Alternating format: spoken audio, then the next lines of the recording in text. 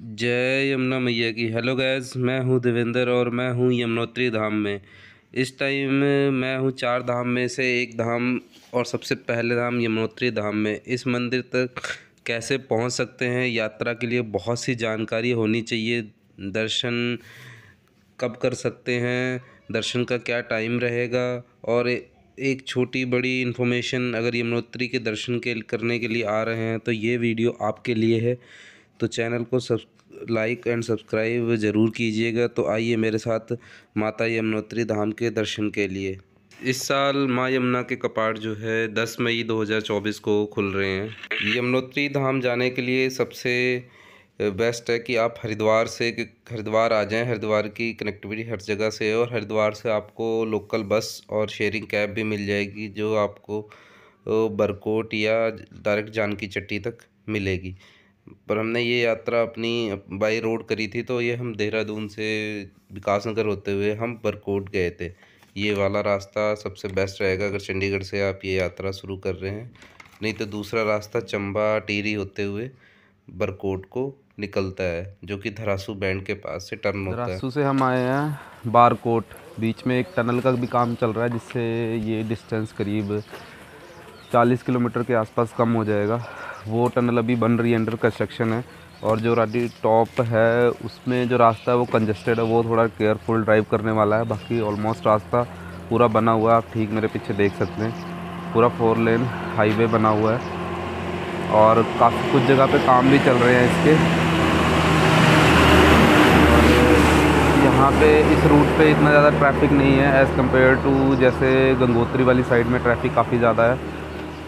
तो सुबह 7:30 बजे हैं और हम निकलने लगे अभी यहाँ से यमुनोत्री के लिए। यहाँ से हमें जाना पड़ेगा जनक चट्टी, जो कि यहाँ से 50 किलोमीटर की डिस्टेंस पे है। और वहाँ से फिर 5 किलोमीटर की ट्रैकिंग है। ट्रैकिंग करके फिर आज देखते हैं आगे का क्या प्लान है। फ़िलहाल हम यहाँ से निकलने लगे हैं और मिलते हैं आपको, बाकी के अपडेट आगे देते हैं। बरकोट जो मेन चौराहा है और यहाँ से टर्न हो रहा है, ठीक मेरे पीछे देख रहे हैं गंगोत्री वाली साइड से रोड आ रहा है और यहाँ से ये बरकोट शहर के लिए जा रहा है और आगे विकास नगर नौगवां। और यहाँ पे ये बोर्ड लगा हुआ है। यहाँ से राइट साइड को यमुनोत्री के लिए ये जो मेन पॉइंट है, और यहीं से ही आपका हरिकीदून सांकरी विलेज जो केदारकंठा काफ़ी फेमस ट्रैक है वहाँ के लिए ट्रैक शुरू होते हैं। तो ये काफ़ी मेन पॉइंट है। अभी हम यमुनोत्री वाली रोड पे चढ़े हैं। चेक हो रही है, इसके साथ ही लगा लूं। अंदर जाइए भाई, मेरा फोन में रजिस्ट्रेशन के लिए दे दिया है। अरे इनका हो गया, रजिस्ट्रेशन हो गया आपका? हाँ जी ये रहा। ये बरकोट में रजिस्ट्रेशन चेक हो रही है। यहाँ चेक पोस्ट है यमुनोत्री के लिए। तो यहाँ पे रजिस्ट्रेशन चेक करानी होती है QR कोड से मुड़ते ही यहाँ पे चेक पोस्ट बैरियर लगा हुआ है और ये पंजीकरण ऑफिस है यहाँ पे। तो अगर आपने ऑनलाइन भी कराया तो यहाँ QR कोड स्कैन करके रजिस्ट्रेशन रीवेरीफाई करानी है। अगर नहीं कराई है तो यहाँ पे रजिस्ट्रेशन हो जाती है। तो यहाँ करने के बाद अभी हम आगे जाने लगे हैं। बाकी रोड शानदार है, बहुत ही ब्यूटीफुल, सुंदर और खूबसूरत है। बरकोट हरिद्वार से बरकोट का जनरली जो शेयरिंग कैब में किराया है वो 150 रुपये है और बरकोट से जो है जनक चट्टी तक के लिए भी जो किराया ऑलमोस्ट 150 रुपये शेयरिंग कैब में है। बरकोट सबसे बड़ा शहर या मेन पॉइंट कह लो जहाँ पे आप अगर आप यमुनोत्री के लिए आ रहे हैं तो वहाँ रुक सकते हैं। और होटल का किराया नॉर्मल जो सीज़न में रहता है 1000 से 1500 आपको मिल जाएगा। नहीं है, ठीक है। गाड़ी की एंट्री करा के अब हम आगे निकलते हैं।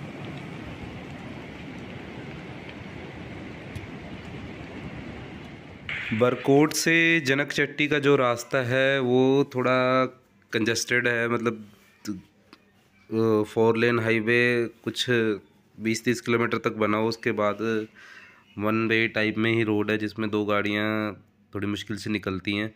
तो ये रास्ता देख सकते हैं, पर जब आप इस रास्ते पे आएंगे तो जो इस रास्ते की ब्यूटी है आप सामने देख ही सकते हैं। पूरा स्नो पीक माउंटेन, जो कि यमुनोत्री ग्लेशियर जहाँ से यमुना जी निकलती है, वो दूर से बहुत ही खूबसूरत नज़ारे आपको देखने के लिए मिलते हैं। खासकर अगर आप अपने कन्वेंस में आ रहे हैं तो इस सीन का बहुत ही इंजॉय कर सकते हैं। बरकोट से जनक चट्टी का जो रास्ता है करीब 2.5 से 3 घंटे आपको लगेंगे नॉर्मल, अगर ट्रैफिक नॉर्मल है, चाहे आप अपनी गाड़ी में आ रहे हैं या कैब वगैरह में आ रहे हैं, तो इतना ही टाइम आपको लगेगा यहाँ पहुँचने के लिए, जो कि यहाँ तक गाड़ी आती है। और ये आप जनक चट्टी हम पहुँच चुके हैं और यहाँ पे जो व्यू है आप देख ही सकते हैं, बहुत ही शानदार व्यू पूरे ग्लेशियर का, पूरे दूर रास्ते से ये जो दिखता हुआ है, बहुत ही खूबसूरत व्यू आपको देखने को मिलेगा। बहुत बड़ी पार्किंग है यहाँ।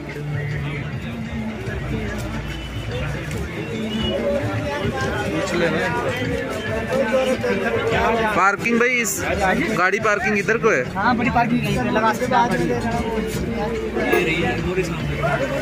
हाँ, वो रही ऊपर। तो बरकोट से चल के हम जनक चट्टी पहुंच गए हैं। ठीक मेरे पीछे ये गाड़ी पार्किंग की जगह है, जिसके गाड़ी के चार्जेस हैं 70 रुपये। तो गाड़ी यहाँ पार्क करके अभी हम यहाँ से जो है सारा ट्रैकिंग रूट है ऊपर तक, तो अभी उधर जाने लगे हैं। ये इस साइड में ऊपर को सारा जो स्नो पीक माउंटेन ऊपर दिख रही है, और ये भी दिख रहा है लोंडा। तो आगे जाने लगे हैं और अभी टाइम हो रहे हैं 11:30। देखते हैं कितना टाइम लगता है। पर जो लोकेशन है यहाँ की वो बहुत ही शानदार है, और ख़ासकर पार्किंग की जो लोकेशन है वो बहुत ही सुंदर है। ये गाड़ी पार्किंग की जगह है और ये व्यू, इतना ब्यूटीफुल व्यू पार्किंग का शायद ही आपको कहीं मिले। चारों धाम में गंगोत्री, यमुनोत्री, केदारनाथ, बद्रीनाथ में से सबसे ब्यूटीफुल व्यू यहीं का ही है। और ये मार्केट का व्यू है, रूट देखो और व्यू बहुत ही प्यारा व्यू है। और हमें इसी डायरेक्शन में ही सीधा ऊपर जाना है। यमुना जी यहीं से आ रही है। यमुनोत्री धाम जैसे कि केदारनाथ की 6 महीने डोली जो रहती है उकी मठ में, बद्रीनाथ का जोशी मठ में, वैसे जो यमुनोत्री धाम है उसका शीतकालीन जो सर्दियों के समय में जो मूर्ति है वो नीचे ही गांव है फूल चट्टी, वहाँ पे खुशी मठ जो मंदिर है वहाँ पे स्थापित रहती है 6 महीने की तक। वहीं पे पूजा पाठ माँ यमुना देवी की होती है। दूर आने के बाद ये प्रीपेड काउंटर है ढोलकी और पालकी के लिए। अगर आप करना चाहते हैं तो यहाँ से करा सकते हैं। जैसे कि ये पालकी जा रही है।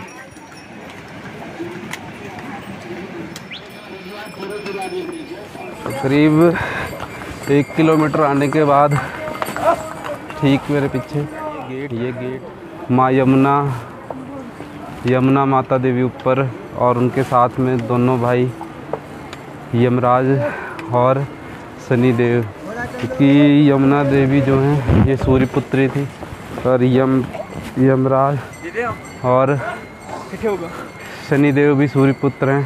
उनके साइड में लिए हुए हैं, और यहाँ से ही ट्रैक शुरू हो गया। तो गेट से निकलने के बाद अभी हम पहुँच गए रजिस्ट्रेशन काउंटर, जहाँ पे दोबारा से हम चेक कराने हैं।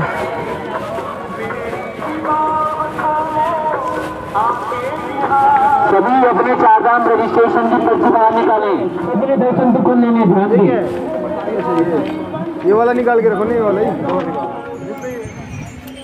अभी 1 किलोमीटर की चढ़ाई हमने 20 मिनट में करी है।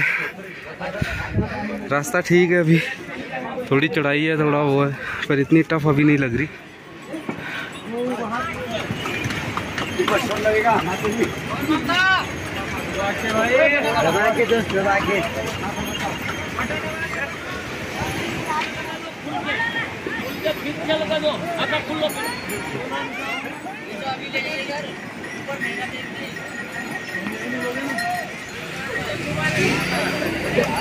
2 किलोमीटर आ गए हैं, 3 किलोमीटर और रह गए यमुनोत्री। करीब 2.5 किलोमीटर चल के आ गए हैं और अब थोड़ी चढ़ाई ज़्यादा शुरू हुई है। ये अब up down up down up down और ये नीचे 11 बजे शुरू करा था ट्रैक और 12 बजे हैं और 2.5 किलोमीटर का ट्रैक हमने 1 घंटे में किया है। अब अगला 2.5 किलोमीटर देखो है तो टफ।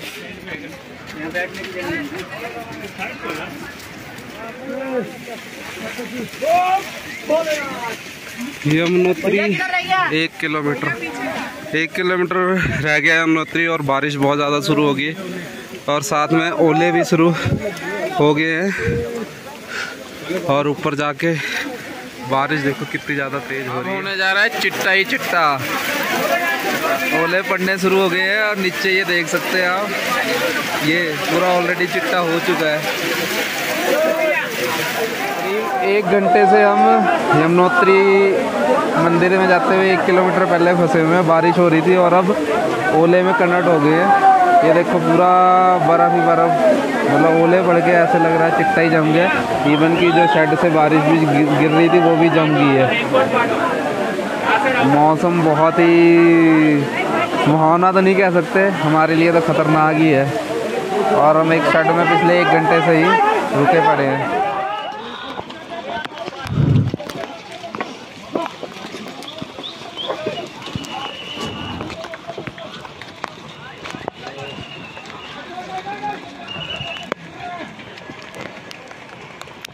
जय यमुना माता की। तो हम पहुंच गए हैं यमुनोत्री धाम। ठीक आप मेरे पीछे देख रहे हैं माँ यमुना का मंदिर, जो कि पीले रंग और लाल रंग का मंदिर अभी सजाया हुआ है। इसकी जो ये मंदिर के कपाट खुले हैं वो 22 अप्रैल को खुले हैं और देख रहे हो मंदिर कितना प्यारा लग रहा है। और यमुना जी नीचे से बह रही हैं यहाँ पे, ये साइड से।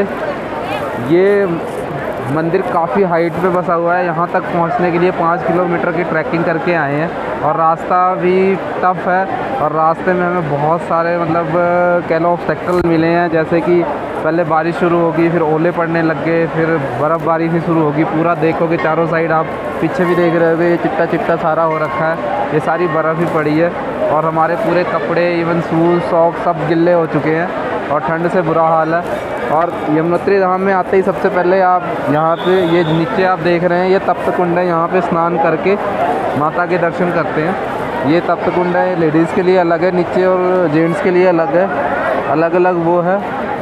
और इसके अलावा मंदिर है, मंदिर की एंट्री यहीं सामने से एंट्री है। मंदिर में 3 मूर्तियाँ हैं। नीले रंग में यमुना माता की मूर्ति है और साइड में, दोनों साइड में गंगा जी और सरस्वती माता की मूर्ति है। और साथ में ही मंदिर के इस साइड में आप देखेंगे यहाँ सूर्य कुंड है, सूर्य देव की मूर्ति है। जैसे कि आप सभी जानते हैं, अगर नहीं जानते तो आपकी नॉलेज के लिए बता देता हूँ। जो यमुना माता हैं वो सूर्य पुत्री हैं और यम देव जो हैं और शनि देव जो हैं वो भी सूर्य के पुत्र हैं। तो जो यमुना माता हैं वो सूर्य की पुत्री हैं और शनिदेव और यमदेव भी सूर्य के पुत्र हैं। और यमदेव और शनिदेव जो हैं यमुना जी के भाई हैं और यमुना जी का 6 महीने ग्रीष्म काल में यहीं पे वास रहता है, यहीं पे स्थापित होती हैं, यहीं पे पूजा पाठ होती हैं 6 महीने के लिए। और 6 महीने जो है नीचे मठ जो है खुशी मठ, वहाँ पे स्थापित होती है 6 महीने, वहाँ पे उनकी पूजा वगैरह की जाती है। जैसे कि सभी धाम हैं, गंगोत्री, यमुनोत्री, केदारनाथ और बद्रीनाथ, इन चारों धाम में भी ठंडियों के मौसम में जो है कपाट इनके बंद रहते हैं। इनके अलग अलग मठ हैं, जैसे बद्रीनाथ का जोशी मठ है, केदारनाथ का उकी मठ है और इसी तरह गंगोत्री का भी हर्षिल में मठ है। तो इसी तरह सभी देवी देवताओं के मंदिर हैं अलग अलग। और यमुनोत्री धाम जो है वो 4 धामों में से एक धाम है और सबसे पहला धाम यमुनोत्री कहते हैं। सबसे पहले जो है यमुना माता के दर्शन करने चाहिए, उसके बाद गंगोत्री के, फिर केदारनाथ और लास्ट में बद्रीनाथ के। ये इसका सीक्वेंस होता है 4 धाम करने का। और 4 धाम की यात्रा में जो है सबसे पहला पड़ाव यही है यमुनोत्री। और यहाँ से फिर आप गंगोत्री जाएं, गंगोत्री से फिर केदारनाथ और बद्रीनाथ। तो चलो हम वीडियो आज की यहीं समाप्त करते हैं। जय यमुना माता की।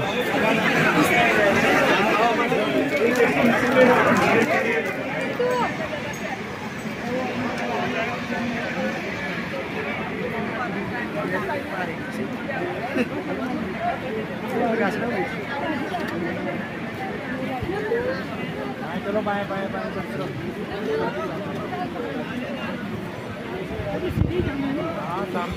बाय चलते रहो अपने बाय।